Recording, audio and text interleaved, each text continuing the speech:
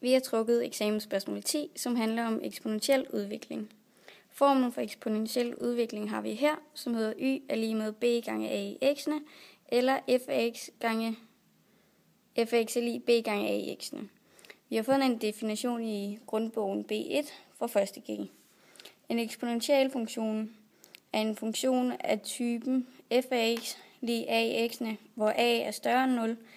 Hvis a er lige 1, er funktionen konstant lige med 1. Vi vil også tillade os at kalde funktioner af typen f af x lige b gange a i x'ene, hvor b er større end 0 for eksponentielle funktioner. I eksponentielle funktioner har vi nogle forskellige indgående faktorer, som vi har stående her. Der er b, a og x. B kalder vi for startværdien, a er vores fremskrivningsfaktor, og x er tiden. I nogle tilfælde skrives x også som t. Ud fra 2 punkter kan vi bestemme henholdsvis a og b, og senere sætte det sammen til en formel. Og det vil vi så gøre. For at finde a skal vi bruge 2 punkter, som vi her kalder x1 og y1, og x2, y2. Formlen for a har vi her, som hedder y2 divideret med y1, opløftet i 1 divideret med x2 minus x1. Vi har lavet vores eksempel herover. Vores punkter er 3,8 og 7,13. A bliver således 13 divideret med 8, opløftet i 1 divideret med 7 minus 3. Og det bliver så 1,13, når vi afrunder. Så bestemmer vi b fra de samme punkter, x1, y1 og x2, y2. Formlen for b har vi her, som hedder y1 divideret med a opløftet i x1. Vores eksempel har vi herover, hvor vi bruger samme punkter som før, som også er 3,8 og 7,13. B den kommer således til at blive 8 divideret med 1,13 opløftet i 3, og det bliver så 5,56, når vi igen afrunder. Formlen kan vi så få ved at sætte tallene ind i formen, som vi havde op i starten, hvor vi har b gange a i x'ene. Det bliver således 5,56 gange 1,13 i x'ene. Hvis vi skal lave en eksponentiel model ud fra et helt talmateriale, skal vi benytte hele talmaterialet, og det gør vi ved at bruge vores TI-89. Her sætter vi hele talmaterialet ind i statlist, hvor vi anvender eksponentiel regression. Så har vi sætning 18 fra grundbog B1. Sætning 18 fortæller, hvad der er karakteristisk ved en eksponentiel vækst. Og den siger følgende.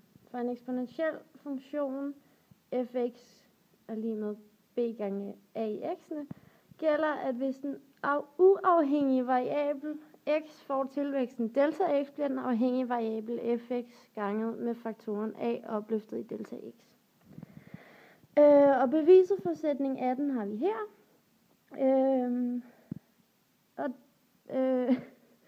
Fx plus delta x er her lige med b gange a opløftet i x plus delta x, som kan skrives om til b gange a i x'ene gange a i delta x'ene, som igen kan skrives om til a opløftet i delta x gange b gange a i x'ene. Og det kan til sidst skrives som a i delta x'ene gange fx, og det er så beviset for sætning 18.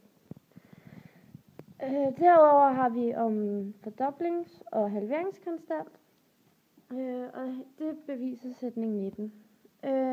Sætning 19 siger, en eksponentiel voksende funktion fx er lige med b gange a i x'ene, hvor a er større end 1, fordobles i løbet af et bestemt tidsrum, som vi kalder t2, uanset udgangspunktet.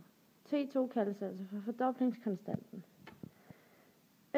Og formel for fordoblingskonstanten lyder følgende. T2 er lige med log 2 divideret med log a, eller kan siges som T2 er lige med ln til 2 divideret med ln til a. Og beviset for det har vi her. fx plus t2 er lige med 2 gange fx, og så sætter vi b gange a i x'ene ind på fx' plads, så den kommer til at hedde b gange a i x'ene plus t2, som er lige med 2 gange b gange a i x'ene. Det kan vi skrive om til b gange a i x'ene gange a opløftet i t2. Og det er så igen lige med 2 gange b gange a i x'ene. Det kan vi skrive om til, at a i t2, og a opløftet i t2 er lige med 2. Det vil altså sige, at log a til t2 er lige med log 2. Så t2 gange log a er lige med 2. Altså får vi, at T2 er lige med log 2 divideret med log A. Så har vi sætning 20 her, som fortæller om den eksponentielt aftagende funktion. Og der lyder følgende. En eksponentielt aftagende funktion fx er lige med b gange a i x'ene, hvor 0 er mindre end a, og a er mindre end 1, halveres i løbet af et bestemt tidsrum til halve, uanset udgangspunktet. Til halve kaldes altså for halveringskonstanten. Og beviset for det er det samme foregår på nøjagtig samme måde som beviset for fordoblingskonstanten. Her sætter vi altså blot t halve ind på t2's plads. Til sidst vil vi lige fortælle lidt om den naturlige logaritmefunktion.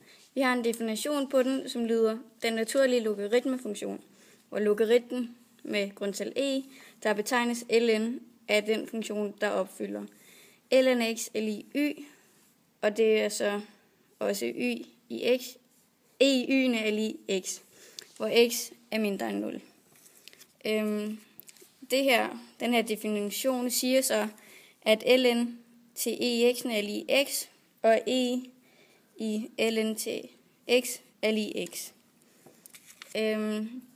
Vi har en anden definition, som understøtter den her, hvor eksponentialfunktionen fx lig a i x'ene kaldes eksponentialfunktionen med grundtal a, og når vi så sætter a lig e, kaldes funktionen fx lig e i x'ene, og det er så den naturlige eksponentialfunktion.